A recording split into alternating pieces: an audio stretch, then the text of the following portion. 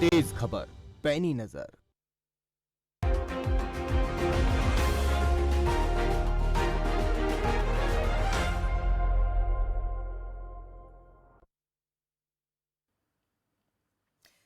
नमस्कार, स्वागत है आपका खबर फास्ट पर और आप देख रहे हैं ई संवाद हिमाचल के साथ। मैं हूं आपके साथ कायनात अंसारी और मेरे सहयोगी मेरे साथ हैं शमशेर सिंह। देश प्रदेश के विकास के लिए मजबूत सरकार का होना जितना जरूरी है उतना ही जरूरी मजबूत विपक्ष का होना भी है, क्योंकि एक मजबूत विपक्ष ही सरकार की नीतियों और उसके फैसलों पर करीब से निगाह रखता है और जनहित की आवाज को अपने तरीके से उठाने का काम करता है।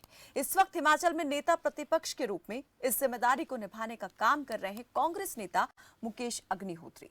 ऊना के हरौली विधानसभा क्षेत्र से विधायक हैं और कांग्रेस सरकार में मंत्री भी रह चुके हैं। बजट सत्र के दौरान जयराम सरकार से श्वेत पत्र मांगने के साथ हेलीकॉप्टर सौदा और मौजूदा कोरोना स्थिति को लेकर सरकार पर जोरदार हमला बोलने वाले कांग्रेस के तेज तर्रार नेता मुकेश अग्निहोत्री से जानेंगे कैसा रहा जयराम सरकार का अब तक का कार्यकाल और आगामी विधानसभा चुनाव को लेकर कांग्रेस की कैसी है चुनावी चाल।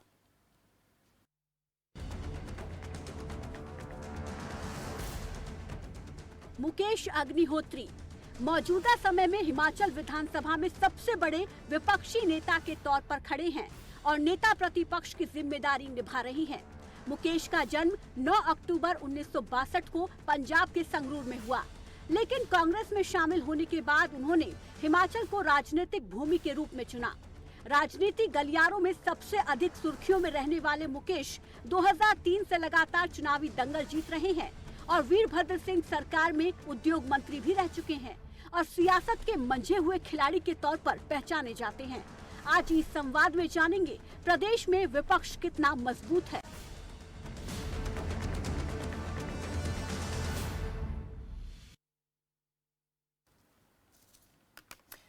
तो इस वक्त हमारे साथ जुड़ चुके हैं हिमाचल में नेता प्रतिपक्ष मुकेश अग्निहोत्री और सीधा उनसे जानेंगे प्रदेश की सियासत का हाल और कांग्रेस की अगली चाल। मेरे सहयोगी शमशेर सिंह भी हमारे साथ जुड़े हुए हैं। बहुत स्वागत है सर आपका हमारे साथ इस बातचीत में जुड़ने के लिए। धन्यवाद जी। मुकेश जी, लगातार आप नेता प्रतिपक्ष के तौर पर जयराम सरकार पर जोरदार हमला बोलते रहे हैं। इन हमलों में बात जो है वो हंगामे में ज्यादा तब्दील होती हुई दिखाई दी, तो क्या ये मान लिया जाए कि सिर्फ हंगामा बरपाना ही कांग्रेस नेताओं की नीति रही, इसके आगे कुछ हल होता क्योंकि दिखाई नहीं दिया? नहीं, ऐसा है कि हल करना जो है वो सरकारों का काम है, विपक्ष का काम है। जनता ने हमें मैंडेट दिया है कि आप जो है प्रदेश में जो ज्वलंत मुद्दे हैं वो उनको सरकार के ध्यानात लाओ, उनकी लड़ाई लड़ो। तो विपक्ष में रहते हुए अगर हम मुद्दे नहीं उठाएंगे तो ये प्रदेश से बेईमानी हो जाएगी। तो इसलिए हम अपना काम कर रहे हैं। और जहां तक सरकार का सवाल है, आपके समक्ष है, ये अभी कोरोना का दौर चल रहा है। हिमाचल छोटा सा राज्य है और हिमाचल प्रदेश में अब तक 3100 डेथ्स हो चुकी हैं। छोटा सा प्रदेश, बिखरी हुई आबादी, देवभूमि, और उसमें 3100 डेथ्स हो गई। और आपको हैरानी होगी कि उसमें से 1700 डेथ्स सिर्फ मई महीने में हुई हैं। अकेले एक महीने में 1700 डेथ्स हो जाएं और 3100 डेथ, हम डेथ रेट में नेशनल एवरेज से ऊपर चल रहे हैं। सरकार बहुत अच्छा काम कर रही है, सरकार अपनी तारीफ करेगी। सरकार आएगी आपके सामने समक्ष शाम को 6 बजे। और केंद्र की सरकार भी अच्छा काम कर रही है, प्रदेश की सरकार भी अच्छा काम कर रही है। फिर ये 3100 डेथ्स हो रही हैं, ये सिर्फ आप महामारी की भेंट मत मानो कि महामारी की वजह से हो गया। ये बद इंतजामी का पूरा जो है प्रदेश सामना कर रहा है कि किस ढंग से जो है। मुकेश जी, क्या ये बद इंतजामी पिछले 4 साल की ही रही? क्या ये इस बद इंतजामी को कांग्रेस के कार्यकाल से जोड़कर ना देखा जाए? क्योंकि अगर व्यवस्थाएं पहले से ही चुस्त दुरुस्त होती तो शायद नौबत आज इस तरह की नहीं होती। ऐसा नहीं है, हर बात को पूर्व के साथ जोड़ के करना। ये शासक दल का काम है कि जैसा माहौल आए उसके हिसाब से आपको परफॉर्म करना है। अगर महामारी आई है और उसके जो पहले दौर में अगर आपकी तैयारी नहीं थी तो समझ आता है। हमने तो उस समय भी, जब 23 मार्च को लॉकडाउन हुआ था, उस समय भी हम यही सवाल कर रहे थे कि पूरे विश्व में ये काम चल पड़ा है, आपकी क्या तैयारी है? तो हमें कहा कि आप राजनीति कर रहे हैं। यहाँ सवाल पूछना राजनीति हो जाती है, यहाँ डेथ की बात करना राजनीति हो जाती है। क्या विपक्ष को ये अधिकार भी नहीं है पूछने का कि हिमाचल प्रदेश के 3100 आदमी कैसे मौत के मुंह में चले गए? और आपको जब दूसरे दौर की जब लहर आई, उस समय तक आपने पूरे साल के दौरान क्या तैयारियां की? जब आप घोषणा कर चुके थे कि आप मेकशिफ्ट हॉस्पिटल बनाएंगे, जब आप घोषणा कर चुके थे आप ऑक्सीजन प्लांट्स लगाएंगे, आपके पास क्या जवाब है कि आपने ये तैयारी नहीं की? आज मेकशिफ्ट हॉस्पिटल आज बन रहे हैं, ऑक्सीजन प्लांट आज लग रहे हैं, जबकि बहुत देरी हो चुकी है। जिस समय ये काम होना चाहिए था, तैयारी आप देख रहे हैं, आप जो है खामोशी से बैठे रहे। इसलिए इसलिए ये जो हिमाचल प्रदेश में डेथ्स हो रही हैं, इसकी जिम्मेवारी सरकार को लेनी चाहिए। सरकार को कहना चाहिए कि हम परफॉर्म नहीं कर सके, हम फेल हो गए, हमें जो करना चाहिए था इस दौर में, उसकी तैयारी हमने नहीं की। और इसलिए जो है आज ये जो डेथ का आंकड़ा है, ये सिर्फ हॉस्पिटल डेथ है। जो हिमाचल प्रदेश के बाहर हॉस्पिटल में डेथ हुई है, कोई पीजीआई में हुई, कोई नेक्स्ट में हुई, कोई फोर्टिस में हुई, कोई रोपड़ में हुई, कोई होशियारपुर, जलंधर, विपक्ष हुई है, वो तो इसमें नेता प्रतिपक्ष आप हैं मुकेश अग्निहोत्री जी। एक सवाल मेरा आपसे, आपका ये कहना है कि जितनी डेथ हुई है उसके अलावा भी जो रिकॉर्ड है वो ज्यादा है, तो आप लोगों के पास भी इसको लेकर जानकारी होगी, कुछ अंदाजा होगा कि कितने लोगों की मौतें जो हैं वो रिकॉर्ड के हिसाब से ज्यादा हैं? वो प्रदेश जानना चाहता है, क्योंकि आप लोगों की बात पर भी लोग जो है यकीन करते हैं। आप लोग जनप्रतिनिधि हैं, वो क्या आंकड़ा आपको नजर आता है? आपके हिसाब से क्या माने? देखिए मैं इस विवाद में नहीं जाना चाहता, लेकिन मैं तो ये कहता हूं कि जो रिकॉर्डेड डेथ है वो बहुत है। जो आपने बात, ठीक है, वो ठीक है, जो रिकॉर्ड है वो भी ज्यादा है, लेकिन उसके अलावा मैं आपसे जानना चाहूं, आपको क्या लगता है? आपने कहा कि मौतें हुई हैं, वो मौतें आपके पास उनका कुछ अंदाजा होगा, उसके अलावा 2000, 3000, 2500 कितनी मौतें हुई हैं? विवाद की बात नहीं कर रहे, आप अगर बात छेड़ते हैं तो लोग आपकी बात को सुन रहे हैं। जी, ऐसा है, अभी 70 लगेगा, सारी हकीकत सामने आ जाएगी। कितने दिन तक आप खामोश रहोगे? आप आइसोलेशन में जो लोग रखे गए थे उनकी डेथ्स हो गई। तो इसलिए सबसे बड़ी बात है कि डेथ कहां पे हो रही है, जिसपे मेरे को ये जो बद इंतजामी की आप बात कर रहे हैं, इसमें आपको कौन सी चीजें जहां ज्यादा ऐसी मुख्य कारण नजर आती हैं? ऑक्सीजन सप्लाई की बात हम कर लेते हैं, कॉन्सेंट्रेटर की बात कर लेते हैं, दवाइयों की बात करते हैं, ज्यादा बड़ा कारण आपको क्या दिखता है? क्योंकि ये हालात तो हर राज्य में हैं, किसी भी स्टेट में चले जाए, आप चले जाएं, हम किसी भी स्टेट में चले जाएं, वहां पर मौतें हुई हैं और उसके पीछे कई कारण निकल कर सामने आए। जी अग्निहोत्री जी। नहीं, ऐसा है, यहाँ पे दूसरे राज्य में क्या हो रहा है वो उन राज्यों को देखना है। हमें अपना राज्य कैसे बचाना है, ये हमारा काम है। और यहाँ पे सबसे बड़ी बात है कि आपके पास आईसीयू बेड्स नहीं है, आपके पास वेंटिलेटर बेड्स नहीं है, आपके पास इनको चलाने के लिए जो है डॉक्टर्स का पैराफर्नेलिया नहीं है, एनेस्थीसिया का स्टाफ नहीं है जी। आपको मैं ये बता देना चाहता हूँ कि जब आदमी को रेफरल की जरूरत पड़ती है, जब उसका ऑक्सीजन लेवल गिरता है, और जैसे इस एरिया की बात करें, कांगड़ा, ऊना, हमीरपुर, चंबा जी, अब यहाँ का जो रेफरल हॉस्पिटल है वो टांडा है। अब टांडा में सिर्फ 70 आईसीयू बेड्स हैं और 34 लाख की आबादी है। आप बताएं कि जब रेफरल मांगा जा रहा है, वो कह रहे हैं कि पेशेंट को आगे भेजना नहीं। ये जो आप बात कर रहे हैं, ये आपातकाल के हिसाब से जो बेड्स की आप बात कर रहे हैं, वो आपको कम नजर आते हैं? सामान्य तौर पर भी इनकी संख्या कम रही है? नहीं, देखिए, बेड या ऑक्सीजन ये अलग मसला है। बेड आप मेकशिफ्ट हॉस्पिटल बना रहे हैं, या अभी अभी आप ऑक्सीजन लगा रहे हैं, आप बंदोबस्त कर रहे हैं, आप कह रहे हैं कि बेड की कमी नहीं। अरे भाई, बारात थोड़ी ठहरानी है जो बेड्स की कमी नहीं है। आपको जिस चीज की जरूरत है, आपको आईसीयू बेड्स की जरूरत है जी। आपको जिस चीज की जरूरत है, आप उन बेड्स को कैसे अवेलेबल करवाएंगे?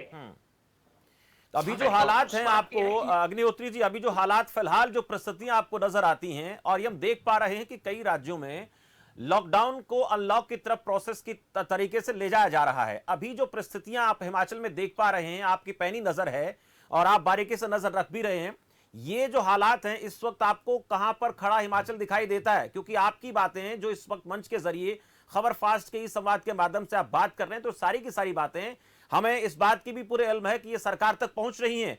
संसद में आप लोग बात उठाते हैं, विधानसभा में बात उठाते हैं, लेकिन ये बातें भी बड़ी कारगर होती हैं। कहां आपको कमी नजर आती है, हम पूछेंगे 6 बजे के कार्यक्रम में। देखिए शमशेर जी, हमें ये मालूम है कि मुख्यमंत्री जी आएंगे और कहेंगे विपक्ष राजनीति कर रहा है, और उनको किसी भी व्यवस्था को सुधारने की बजाय हर बात में ये कहना कि ये राजनीति हो रही है कि लाशों पे खेला जा रहा है। हमारी ना ऐसी कोई मंशा है, लेकिन हमारा कंसर्न है, हम उस प्रदेश में रह रहे हैं जहां की जनता को बचाना हमारा काम है, और इसलिए सरकार ये कह देती है कि हमें सुझाव नहीं चाहिए, हमें सलाह नहीं चाहिए। मुकेश जी, ठीक है, आप कह रहे हैं कि कंसर्न है ये आपका और जनता को बचाना आपका कर्तव्य भी है, लेकिन जब बजट सत्र हुआ था उस दौरान आपने इन तैयारियों से रिलेटेड कोई इश्यू क्यों नहीं उठाया उस वक्त इतनी जोर शोर के साथ? उस वक्त तमाम वो मुद्दे सुनाई दिए, दिखाई पड़े जो शायद सेकेंडरी हो सकते थे। दूसरी वेव के बारे में आपने कहा कि जानकारी थी, हमने तैयारियों को लेकर पूछा, लेकिन बजट सत्र के दौरान ये शोर क्यों इस जोर शोर से सुनाई नहीं दिया, ये आवाज क्यों दब गई? नहीं, आप देखिए कि हमने बजट सत्र के पहले ही दिन इस मसले को लगा दिया था। हमें तो देशद्रोह की धाराओं के तहत इन्होंने बाहर कर दिया, जो इनका एक तौर तरीका है। 6-7 दिन के लिए इन्होंने हमें जो है विधानसभा से कुछ एमएलए सहित बाहर कर दिया। जब हम ये सवाल पूछते हैं, एक्चुअली कोरोना की बात करो तो सरकार को लगता है ये हमें गाली दे रहे हैं, जबकि हम जब भी बात कर रहे हैं सत्र के दौरान भी हमने तो विशेष सत्र की भी मांग की। हम कहते हैं कि ये चीजें जो है डिस्कशन होनी चाहिए, तो इसलिए जो कोरोना के दौरान सिर्फ डेथ्स का मसला नहीं है, हम तो ये कहते हैं कि कोरोना डेथ्स में या जो है जो पीड़ित लोग हैं इनके लिए कोई पैकेज का बंदोबस्त ऐलान सरकार करती। अगर एक्सीडेंट की धाराओं के तहत 4 लाख रुपया मृतक को मिलता है, तो ये भी महामारी है अगर आई है और इसमें लोगों की जानें गई है। सरकार बताए कि आज तक उसने उनको जो है एक्सीडेंट की धाराओं के तहत 4 लाख रुपया देने का ऐलान क्यों नहीं किया? उन परिवारों को मदद क्यों नहीं की जा रही है? आपके पास 51,000 करोड़ रुपए का बजट है, आपका हेल्थ का बजट 3,000 करोड़ रुपए का है। आपको फिर आप कहते हैं हम डबल इंजन सरकार है, ट्रिपल इंजन सरकार है, हमें केंद्र से नहीं मुकेश जी, आप कह रहे हैं कि कई हजार करोड़ का सरकार का बजट है, लेकिन जब वही सरकार अपना बजट पेश करती है तब आप उसके कर्ज लेने की सीमा पर ही सवाल उठा देते हैं। आप कहते हैं कि कर्ज की सीमा लगातार ये सरकार बढ़ाती जा रही है, स्पष्ट नहीं कर रही है कि ये पैसा कहां पर लगना है। जो दूसरे प्रोजेक्ट्स हैं उसको लेकर भी आपने कई सवाल यहाँ पर उठाए, श्वेत पत्र तक की आपने डिमांड की, लेकिन जो अभी आप सुझाव यहाँ पर दे रहे हैं कि कोरोना से मरने वालों को जो मुआवजा सरकार दे सकती है या देना चाहिए, क्या इस बारे में आपने कोई सुझाव उस मंच पर दिया जहां देना था? क्या सदन के अंदर ये बात रखी आपने? नहीं, सदन के अंदर भी रखी है, हमने तो राज्यपाल जी को लिख के भी दिया है, हमने चीफ मिनिस्टर साहब को भी लिख के दिया है, हमने हर मंच पे। और क्या ये महामारी है कि नहीं है, क्या ये एक एक्सीडेंट आप मानते हैं कि नहीं? अगर आप डिजास्टर मैनेजमेंट के तहत बाकी एक्सीडेंट में आप 4 लाख देते हैं, तो आप यहाँ क्यों नहीं देते? आप यहाँ पे जो विधवा हुई हैं, आपकी उसके लिए क्या पॉलिसी है? आप उनकी क्या मदद करेंगे? क्या उनको कहीं नौकरी देंगे, कहीं मदद करेंगे? अभी कल पैकेज का अनाउंसमेंट अनाथ बच्चों के लिए हुआ है, और वो भी जब कोर्ट ने कहा है, जब अदालत ने कहा तब जाके उस पर बात हो रही है। लेकिन अभी तक कोरोना में पीड़ित लोगों के लिए एक शब्द भी नहीं कहा जा रहा है राहत देने का, जबकि लोग तिल तिल करके जो है जान गंवा रहे हैं। उसके लिए रोजाना आप हॉस्पिटल से आप बाहर- लोग जहां जहां पर कांग्रेस पार्टी की सरकारें हैं उसका भी उदाहरण आप प्रस्तुत करते होंगे उनके सामने। जब ये बातें होती हैं तो आप राजस्थान का जिक्र भी करते होंगे, आप पंजाब का भी जिक्र करते होंगे कि वहां पर देखिए क्या तैयारियां हैं। ये चीजें भी बड़ी चर्चा की बातें होती हैं और जब ऐसे सवाल किए जाते हैं तो सरकार के पास विपक्ष को देने के लिए कई सारी बातों के जवाब भी होते हैं। वहां का जिक्र आप लोग करते हैं क्या? क्या तैयारियां वहां चल रही है? तुलनात्मक होती है। हाँ देखिए, हम जिस प्रदेश में रह रहे हैं जी, हम उसकी बात कर रहे हैं। हमें जो कुछ भी कहना है या करना है प्रदेश में करना है। राजस्थान को मॉनिटर करने के लिए, दिल्ली को मॉनिटर करने के लिए, कुछ अन्य राज्यों को मॉनिटर करने के लिए बहुत और लोग हैं। लेकिन हमारे प्रदेश में हम अपने लोगों को कैसे बचा सकते हैं, हमारा कंसर्न उससे है। इसलिए हम सारी बात लगातार जो है सरकार के साथ उठा रहे हैं और उठाते रहेंगे, सरकार को पसंद आए या ना आए। तो मुकेश जी, अभी तक आपने जितनी कमियां गिनाई हैं, क्या उसको लेकर आपकी तरफ से कोई जमीनी स्तर पर कोई सर्वे किया गया है? कहीं पर आप भी आंकड़े इकट्ठा कर रहे हैं कि कितने लोगों को इस वक्त जो है मदद की दरकार है? कौन लोग जो है इन मुश्किल हालात से जूझ रहे हैं, किस तरीके से मदद पहुंचाई जा सकती है? क्योंकि विपक्ष का सहयोग भी सरकार के लिए बेहद जरूरी हो जाता है उन हालात में जबकि चौतरफा त्राहिमाम मचा हो। अगर ऐसे में सिर्फ यहाँ पर आरोप लगाते रहें, सवाल उठाते रहें तो ऐसे तो बात नहीं बनेगी। क्या आपकी तरफ से कोई ऐसा काम किया गया है? हम ऐसा है, जो हमारी सर्विस है एज ए पार्टी या एज एन एमएलए, वो हम अपने लोगों की सेवा में सब लोग लगे हुए हैं। लेकिन जो परफॉर्म करना है वो शासक को करना है, शासक दल को करना है, जिनके पास कोष है। आप देखें कि सिर्फ यही नहीं है, कोरोना काल में जिस ढंग से महंगाई का दौर आया, जो बात हम कर रहे हैं उसमें यह है कि विपक्ष जो होता है वो एक तरह से आईना होता है सरकार का। ये माना जाता है कि अगर कोई कमी कहीं नजर आती है तो विपक्ष को सरकार को विपक्ष को देख लेना चाहिए, उनके पास तमाम चीजें होती हैं। तो ये जानना चाहते हैं आप लोगों के पास, आपकी पार्टी के कार्यकर्ताओं की तरफ से, आपके जो बहुत ग्रामीण स्तर तक जो पार्टी के कार्यकर्ताओं उनसे फीडबैक आता होगा, वो इस वक्त प्रदेश की जनता भी जानना चाहती है और सरकार भी समझना चाहती है कि विपक्ष के पास क्या चीज है, ये बताने के लिए कि काम कहां पर नहीं हुआ। देखिए, सारी हर चीज का जो है रिजल्ट है ओवरऑल की। अगर हमारी जो है डेथ रेट नेशनल रेट से ऊपर है तो क्या ये हमारे लिए शर्म की बात नहीं है? अगर हम वैश्विक रेट से भी ऊपर चल रहे हैं तो क्या हमारे लिए शर्म की बात नहीं है? जी। तो इसलिए जब मौत का आंकड़ा तो सबसे बड़ा आपके सामने पहलू रखा हुआ है, और ये सरकार रोल बैक सरकार है, रोज फैसला लेती है, रोज पलट देती है। इनका पता ही नहीं है कि किस फैसले पे टिकेंगे। और इन्होंने हिमाचल प्रदेश को एक प्रयोगशाला बना दिया जी। एक प्रयोगशाला बन गई हिमाचल प्रदेश। कैसे मानते हैं आपके प्रयोगशाला बना दिया सरकार ने? क्या आप मानते हैं कि क्या प्रयोग कर दिए सरकार ने? प्रयोग क्या, आप बताएं कि सरकार का कौन सा ऐसा फैसला है जो वो 24 घंटे टिक पाई हो? आज रोज फैसला लेगी, रोज शाम को बदलेगी, और लोगों का ऑफिसर अधिकारीगण इस सरकार के अफसर कहते हैं कि ये नोटिफिकेशन आई है, अब शाम तक पता नहीं क्या होगा। और जो काम करने वाले लोग हैं वो अपने खुडे लाइन लगाए हुए हैं, चंद चाटुकार अफसर अपने इर्द गिर्द बसाए हुए हैं। और प्रदेश की हालत जो है कोरोना काल में जो दुर्गति हिमाचल प्रदेश के लोगों की हो रही है, काम करने वालों को लेकर आप बात कर रहे हैं, काम करने वालों को लेकर आप बात कर रहे हैं अग्निहोत्री जी, वो कौन लोग हैं जो काम कर रहे हैं? चाटुकारों की बात हो रही है। अक्सर राजनीति में सत्ता पर जो लोग काबिज होते हैं उस पर अक्सर ये आरोप लगा दिए जाते हैं कि यहाँ पर तो उन लोगों की बातों को ज्यादा तवज्जो दी जाती है जो लोग इनके खास चहेते लोग हैं। लेकिन जिन कामगारों की बात आप कर रहे हैं वो प्रशासनिक अधिकारी स्तर के लोग हैं, वो पार्टी के लोग हैं बीजेपी के, या कोई और लोग हैं? नहीं, देखिए, इनका तो सारा काम ही जो है पॉलिटिकल है।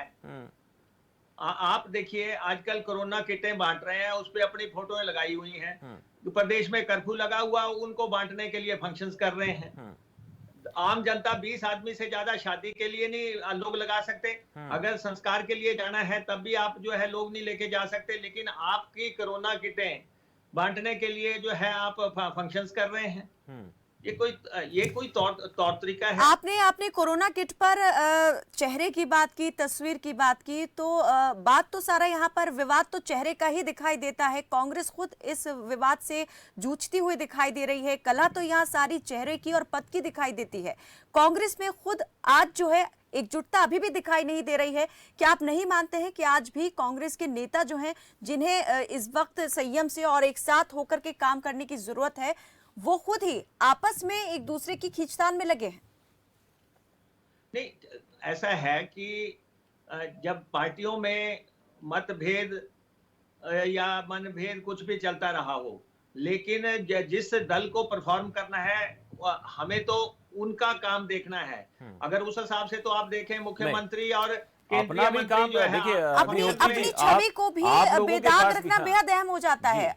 अग्निहोत्री जी, आप लोगों के नहीं, पास अब भी आप- अच्छे खासे विधायकों की पूरी टीम है, और वो अगर एकजुट नहीं है या कोई और वजह नजर आती है जो संगठनिक स्तर पर कुछ दिक्कतें हैं, तो उस पर काम किया जाना चाहिए। हाँ। हमारा विधायक दल एकजुट है। जब भी कोई परफॉर्म करने की बात आती है, विधानसभा के भीतर डट के हमारे विधायकों ने परफॉर्म किया है।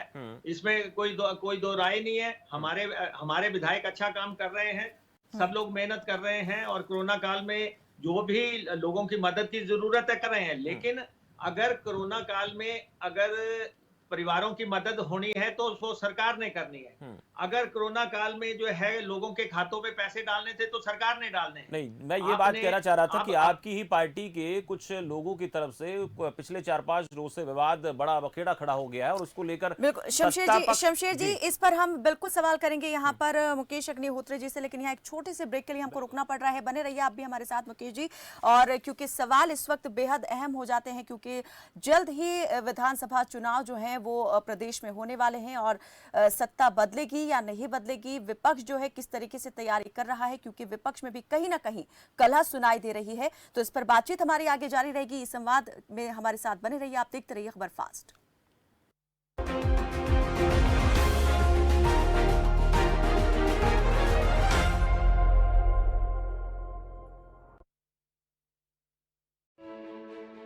बदलाव आसान ना हो, पर बदलाव है जरूरी। तभी तो नए भारत के निर्माण की इच्छा होगी पूरी। देश की सुरक्षा, शिक्षा और विकास में जिस करदाता ने किया है भरपूर योगदान, तो उसकी कर भुगतान की प्रक्रिया क्यों ना हो और आसान। इसीलिए 7 जून 2021 से आ रहा है ई फाइलिंग 2.0, इनकम टैक्स का नया यूजर फ्रेंडली पोर्टल और साथ ही मोबाइल एप्लीकेशन। इसमें है लॉगिन के लिए सुरक्षित और एकाधिक विकल्प, ऑनलाइन कर भुगतान के अनेक विकल्प, पहले से भरे हुए फॉर्म और ऑफलाइन उपयोगिता की सुविधा, हेल्प डेस्क, चैटबॉट के साथ साथ उपयोगकर्ता मैनुअल और step by step video guide का सपोर्ट। ई फाइलिंग 2.0, अब सुरक्षा और सुविधा से आयकर भरना हुआ और आसान। प्रत्येक आयकर दाता एक राष्ट्र निर्माता। स्वस्थ जीवन के आयाम।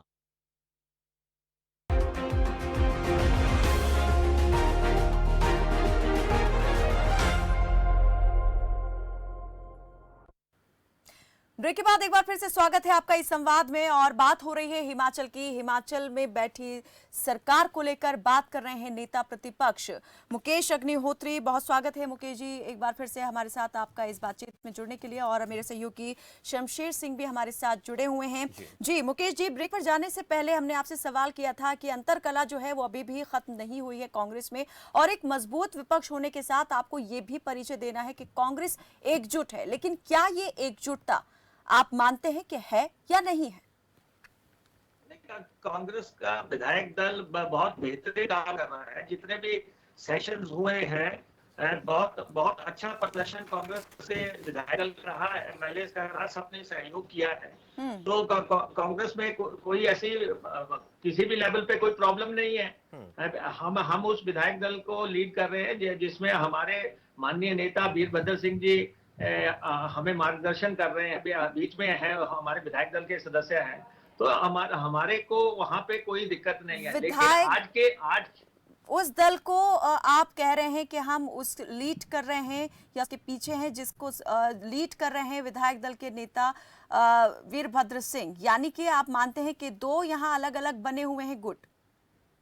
अरे भाई, ये वीरभद्र सिंह जी को अगर गुट कहते हैं आप लोग, तो मैं सोचता हूं कि इससे बड़ा अन्याय कुछ नहीं हो सकता। वो एक इंस्टीट्यूशन है। देखिए ये बात जो है ना, सिंह जी जिन्होंने मैं बता दूं आपको कि मैं बताऊं अग्निहोत्री जी, जब इस बात को लेकर हम थोड़ी देर पहले सुक्खू जी से बात कर रहे थे तो उनका सीधे तौर पर तो नहीं कहा, लेकिन उन्होंने ये कहा कि हमारा नेतृत्व पंजा है। यानी हमारा नेतृत्व पंजा का मतलब क्या है कि कांग्रेस का हाथ नेतृत्व है, उसमें व्यक्ति, उसमें चेहरा मायने नहीं रखता है। और इसी बात को आधार बनाकर विपक्ष भी निशाना साध रहा है। पोस्टर वॉर में आपने भी देखा कि किस प्रकार से परिस्थितियां बनी, हाईकमान तक को हस्तक्षेप करना पड़ा। ये तमाम चीजें ऐसी हैं। और ये हम जानते हैं कि जब सत्ता में कोई पार्टी नहीं होती तो छोटी मोटी बातें, कलह की बातें सामने आती हैं, लेकिन उनको स्वीकार किया जाना चाहिए। ये चीजें ऐसा नहीं है। देखिए मैं आपको बताऊं, वीरभद्र सिंह 60 साल के पॉलिटिशियन हैं, 6 दफा मुख्यमंत्री रहे हैं, प्रतिपक्ष के नेता रहे हैं, पार्टी के प्रधान रहे हैं, केंद्रीय मंत्री रहे हैं, अभी बीमार चल रहे हैं, हॉस्पिटल में हैं। हम उनके जल्द स्वस्थ होने की कामना करते हैं। बिल्कुल, बिल्कुल। लेकिन उनका एक्सपीरियंस पार्टी के लिए बहुत महत्वपूर्ण है। और वो हमेशा जो है, जिन्होंने पार्टी को चलाया हो, संगठन को चलाया हो, हम लोग उनसे सहयोग लेते हैं। हमें ये मानने में क्या दिक्कत है? नहीं, लेकिन विपक्ष ये कहता है कि ये सिर्फ सोशल मीडिया पर दुष्प्रचार कर रहे हैं, विकास को दरकिनार कर रहे हैं। ये तमाम चीजें, आरोप वहां से आ रहे हैं। लेकिन कहीं ना कहीं कांग्रेस के नेताओं की भी क्या विचारधाराएं जो है अलग अलग हो चुकी हैं। ठीक है, कुछ लोग जो है एक पूरा इंस्टीट्यूट मानते हैं वीरभद्र सिंह को, लेकिन कुछ लोगों का मानना है कि अब कुछ चेंज होना चाहिए, बदलाव होना चाहिए, और उसकी तरफ वो देख रहे हैं। नहीं, वो अलग बात है। लेकिन जहां तक वीरभद्र सिंह जी आज भी विधायक हैं, उस पे कोई डिस्प्यूट नहीं है। वो विधायक दल के सदस्य हैं। तो और जिनका इतना लंबा राजनीति, देखो 1962 में हम लोग उसमें पैदा भी नहीं हुए थे, उससे पहले जो है वो एमपी बन चुके थे। और आज दिन तक वो जो है नॉट आउट बैट्समैन है, खेल रहे हैं राजनीतिक पिच पे।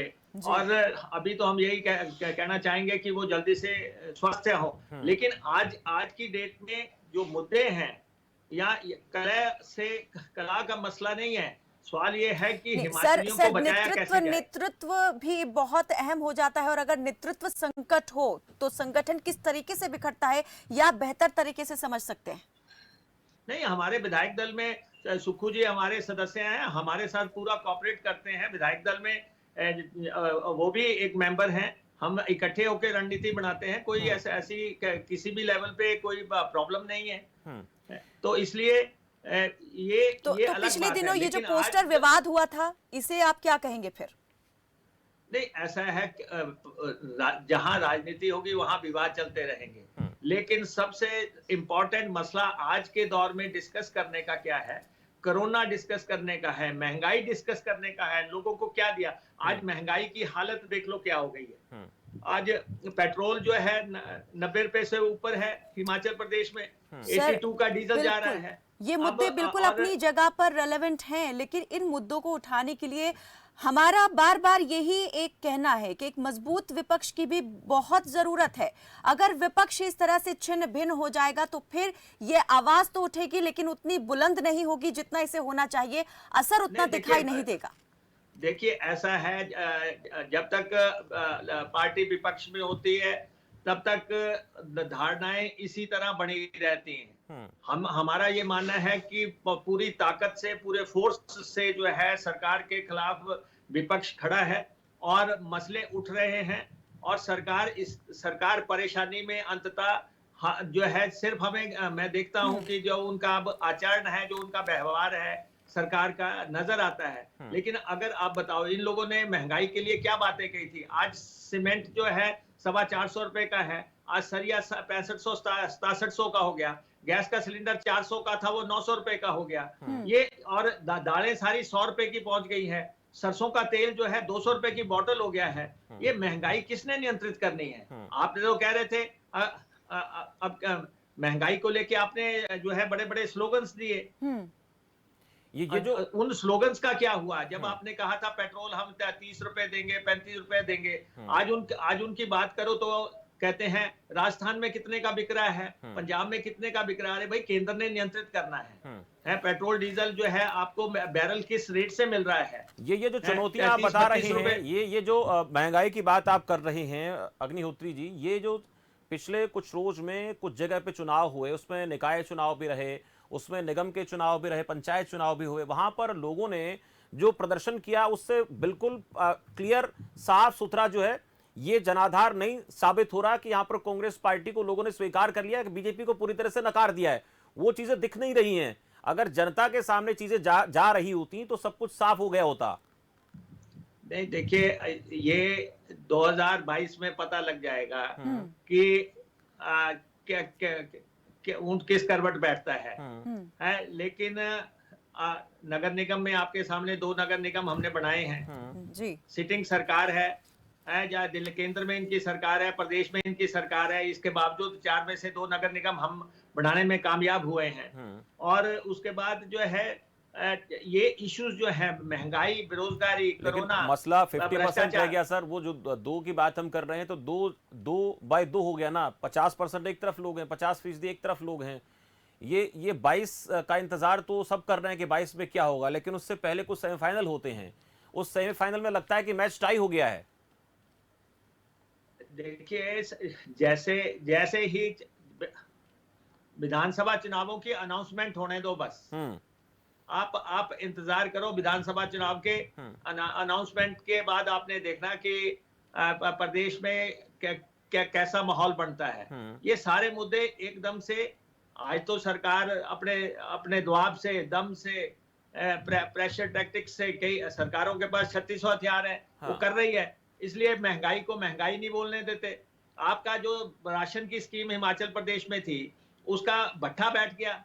सबको राशन, सबको जो है सस्ता राशन की योजना थी। पहले आपने उसमें ये कह दिया कि एपीएल निकाल दो, जो लोग जो है इनकम टैक्स देते हैं उनको निकाल दो। अब जो है दालों के रेट आपने बढ़ा दिए, अब आपने तेल का रेट 50-55 रुपया बढ़ा दिया।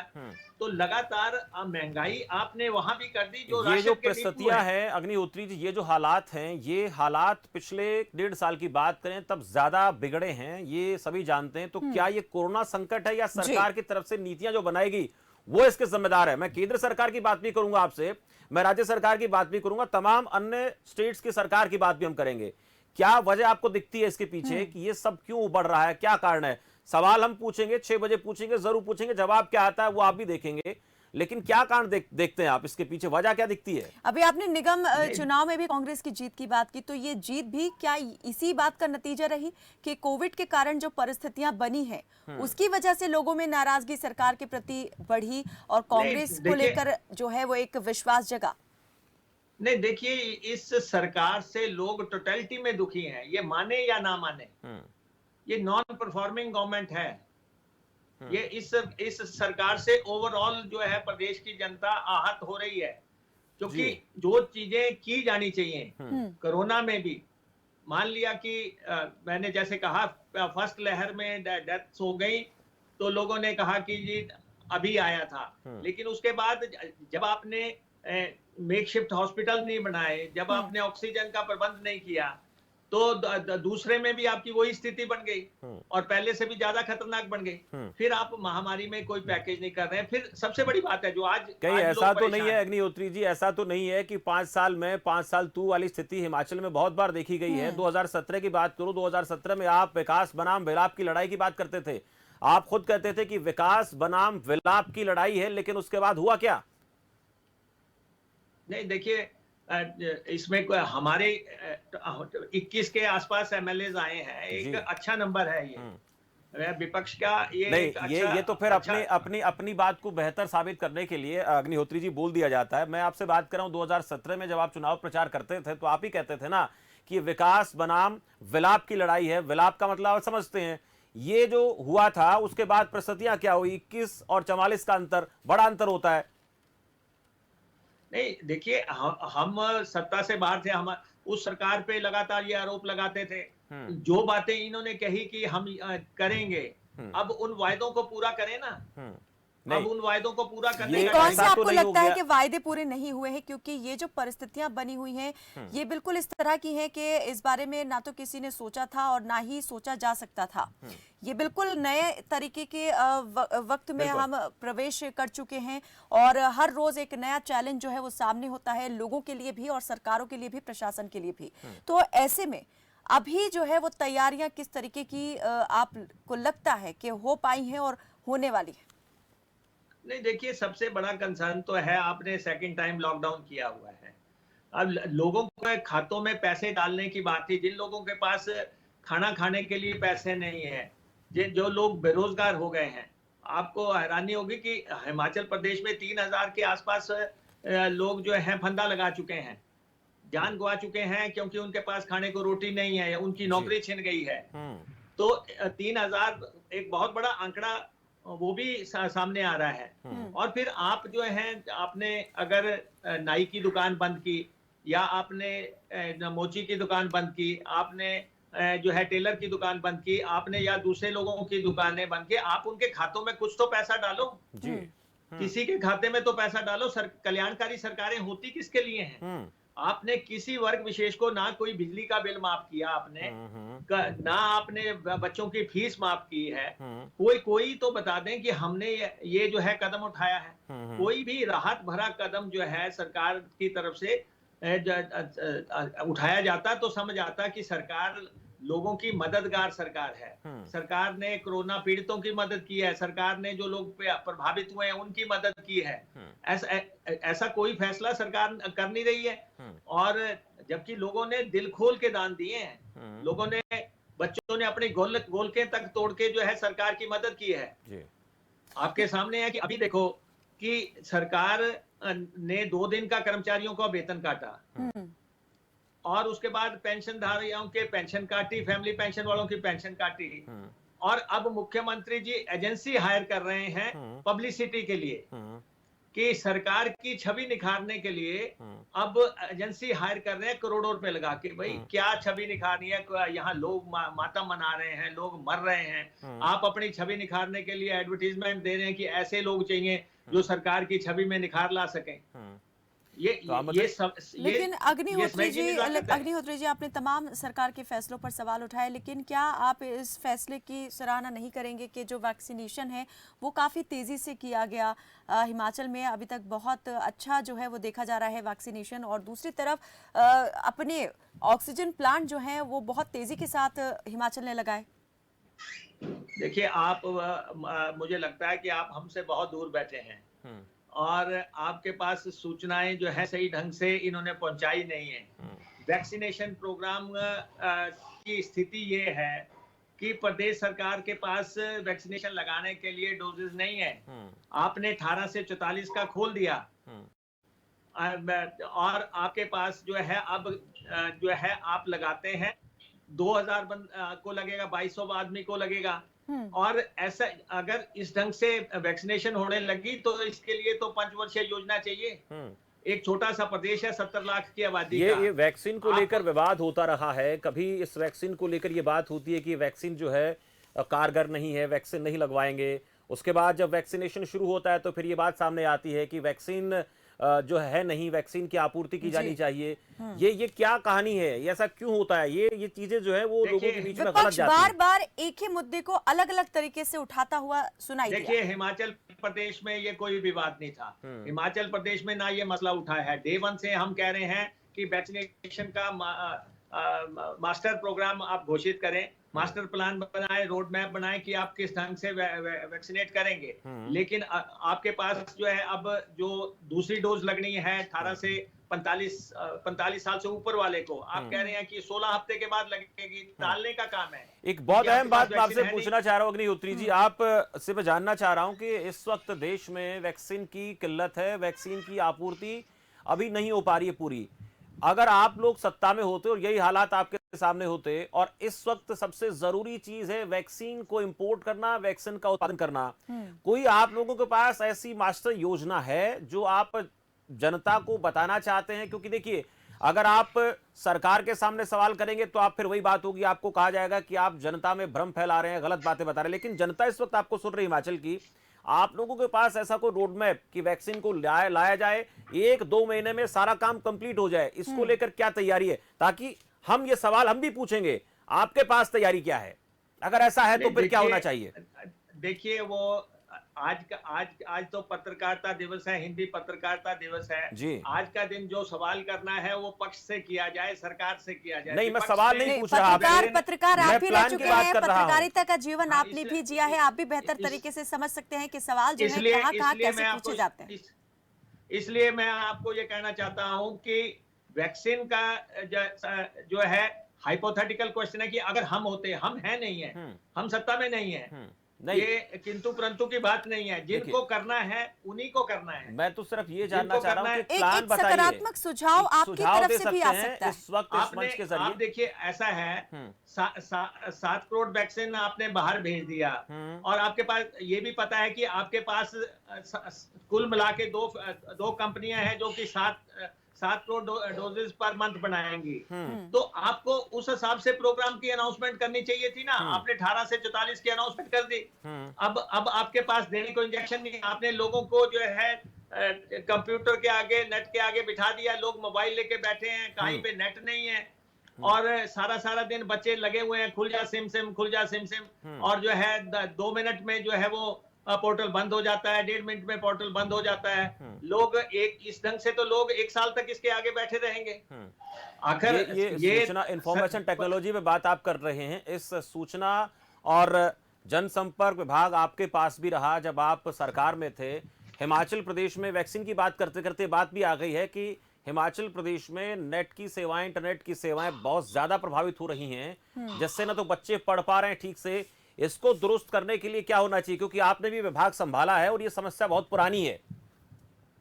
नहीं, देखिए, अब जब आप ये कह देते हैं कि हम एजुकेशन जो है नेट से देंगे और हम ऑनलाइन क्लासेस लगाएंगे, तो व्यवस्था तो आपको करनी पड़ेगी।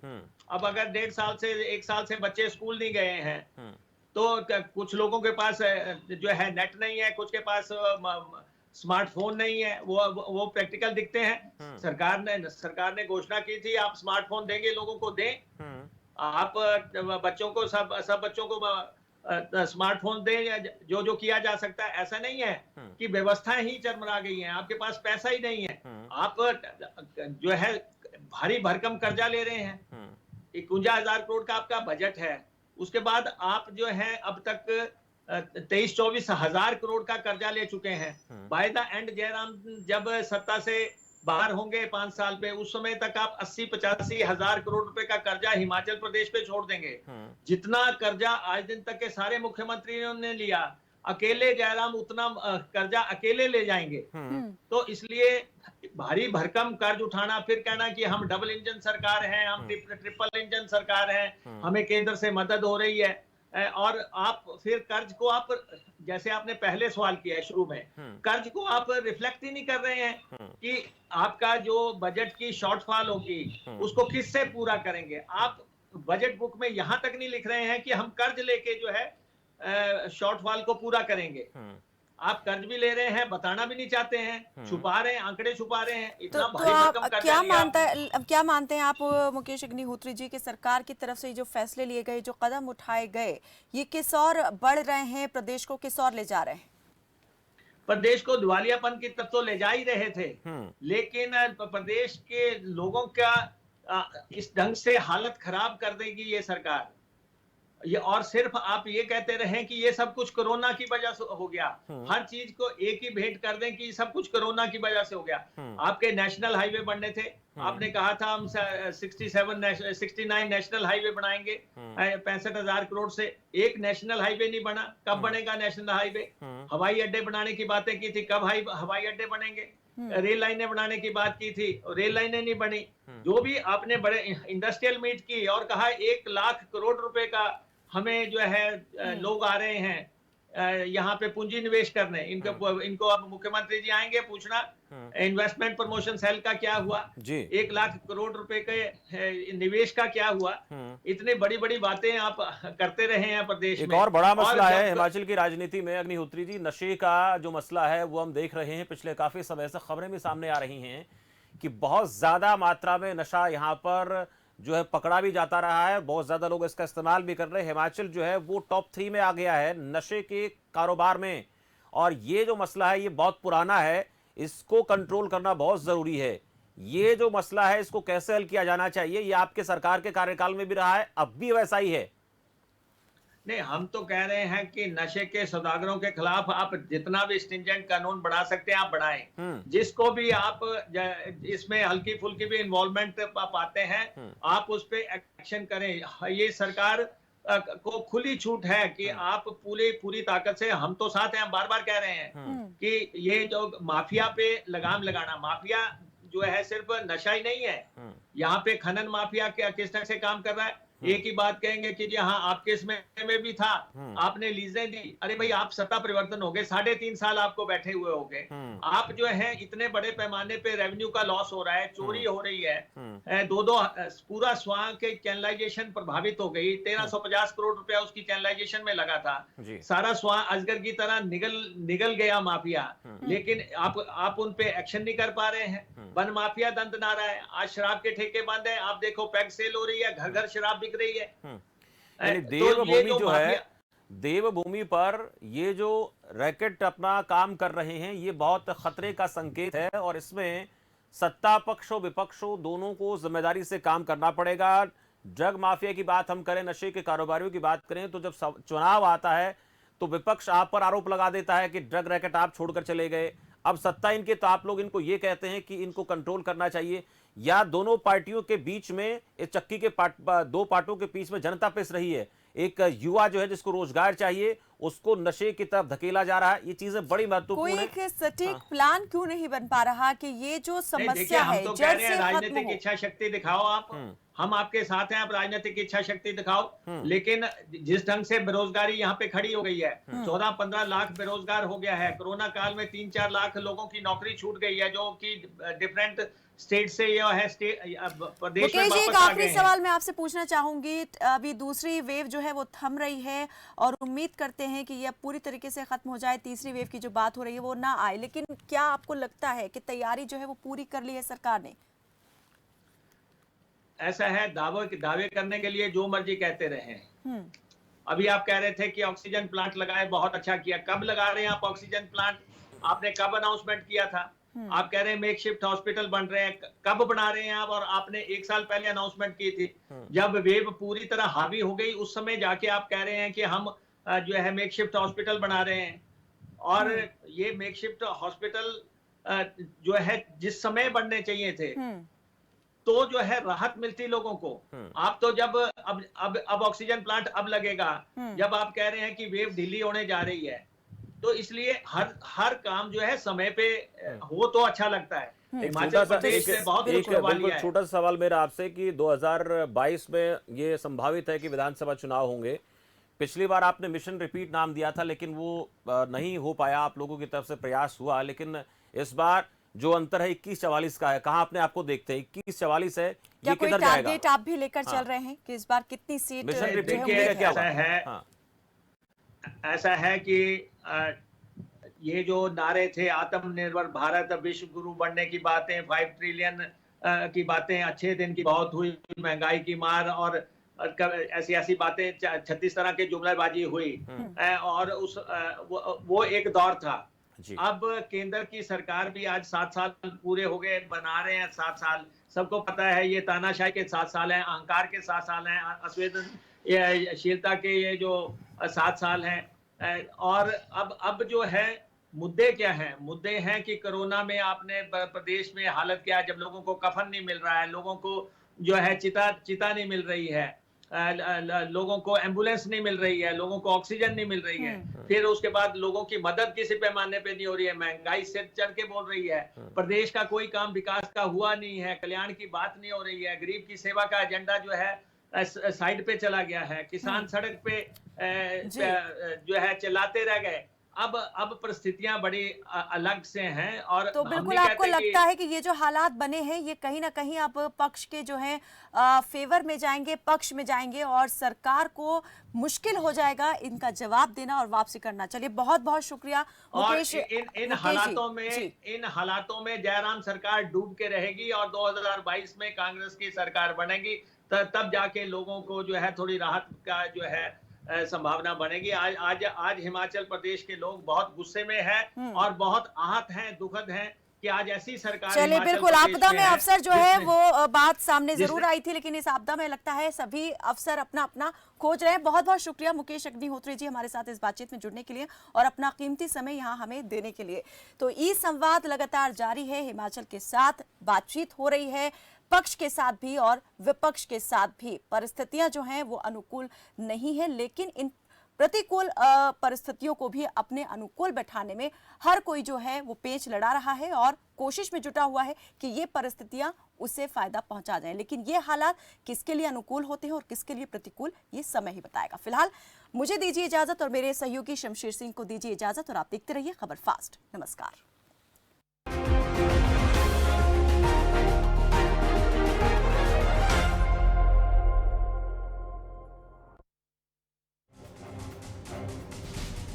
तो खबर फास्ट पर बोले नेता प्रतिपक्ष मुकेश अग्निहोत्री, जनता को बचाना है सरकार का काम, जिम्मेदारी है सरकार की। इस गति से वैक्सीन के लिए पंचवर्षीय योजना की जरूरत पड़ेगी। जिस गति से चल रहा है वैक्सीनेशन, 2022 में बनेगी कांग्रेस की सरकार, ये उम्मीद जताई, ये दावा किया। खबर फास्ट पर कांग्रेस के नेता प्रतिपक्ष मुकेश अग्निहोत्री का बयान। आप देख रहे हैं खबर फास्ट, तेज खबर, पैनी नजर।